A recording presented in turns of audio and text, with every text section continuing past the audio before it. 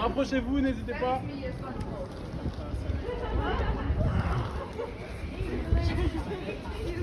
Ouais, alors je vais faire la présentation en français parce que c'est plus facile pour moi et puis Gary fera la traduction en anglais.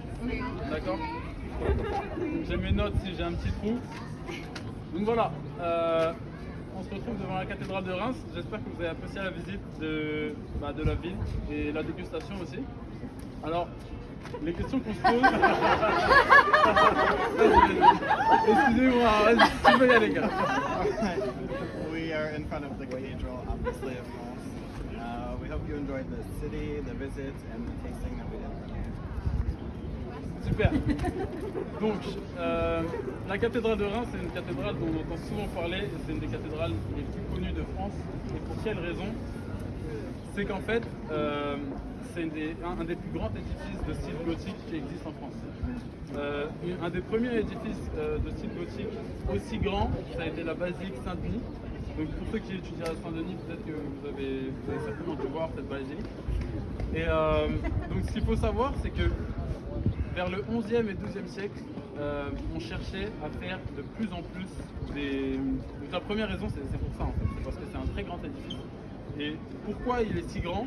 C'est parce que vers le 10e, 11e siècle, on cherchait à faire de plus en plus des édifices qui étaient le plus grands possible dans le but de s'approcher le plus du ciel et donc de Dieu. Je l'oublie à chaque fois. So the cathedral here is one of the biggest and most well-known churches in France.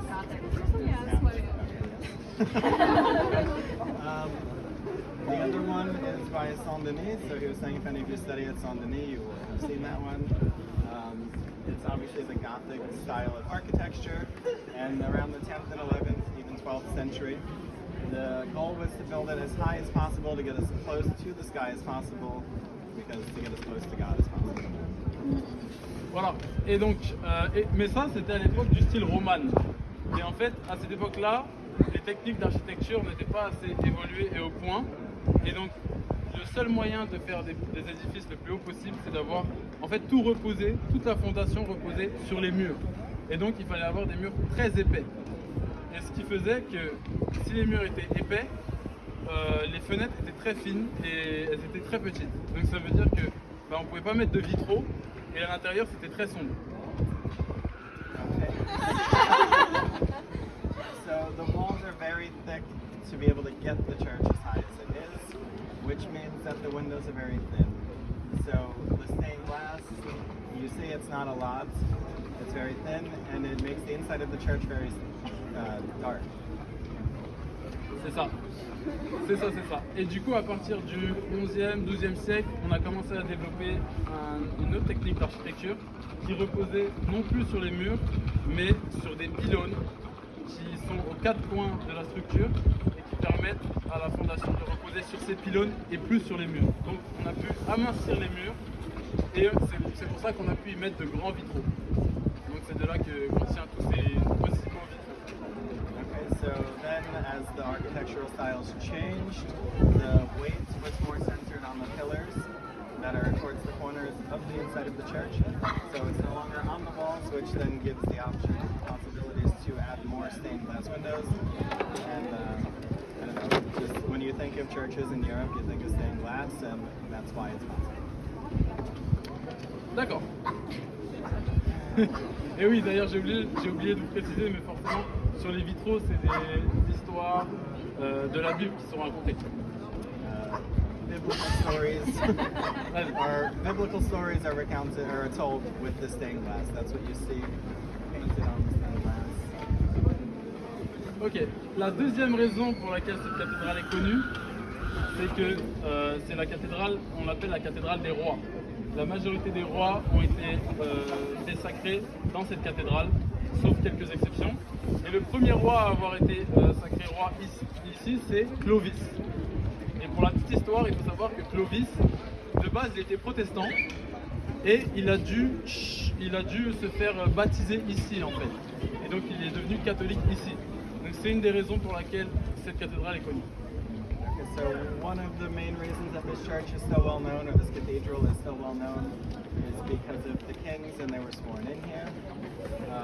Clovis was the first, and what is important for Clovis is the fact that he was Protestant, but he was baptized too. So he converted, and then since then the kings were all sworn in here. Comme vous pouvez le voir, il y a pas mal de statues qui sont cassées. Il y a beaucoup de statues qui représentent des rois, et ça c'est des choses qui sont arrivées pendant la Révolution. Comme d'habitude, on se rend compte qu'avec les révolutions, il y a beaucoup de pilleurs et de personnes qui s'amusent à tout casser. Donc voilà des exemples de dévastation de la Révolution. Alright, so on the statues you can see a lot of them are broken. So with the revolution, of course, there were obviously revolutionaries who enjoyed breaking things and going against the state and the country. So they kind of destroyed a little bit. Ensuite, comme vous pouvez le voir, il y a des gargouilles, ce qu'on appelle des gargouilles ici. Alors, est-ce que quelqu'un sait à quoi servent les gargouilles? Est-ce que vous avez une petite idée? N'hésitez pas à lever la main. Does anyone know what the gargoyles are there for?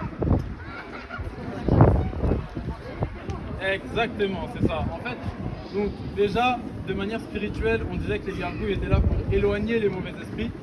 Mais la question pratique surtout, c'est que ça jouait le rôle de gouttière en fait. Donc pour éviter que la pluie coule le long des murs, pour éviter l'érosion, et que la pluie soit évacuée directement sur le sol. Okay, so there's a spiritual reason as to why it was to keep away the bad spirits, but the practical reason is for the rain and the water, so it didn't come down the wall and erode the wall. Très bien. Une autre raison, la troisième. J'ai fait une blague. Ok, la troisième raison, c'est en rapport avec Jeanne d'Arc. Jeanne d'Arc, quand elle a été faite, d'ailleurs il y a une statue de Jeanne d'Arc là-bas. Joan of Arc. Jeanne of Arc, there. Quand elle a été appelée pour combattre et aider à combattre les Anglais, on lui a demandé de venir ici pour se faire sacrer chevalier.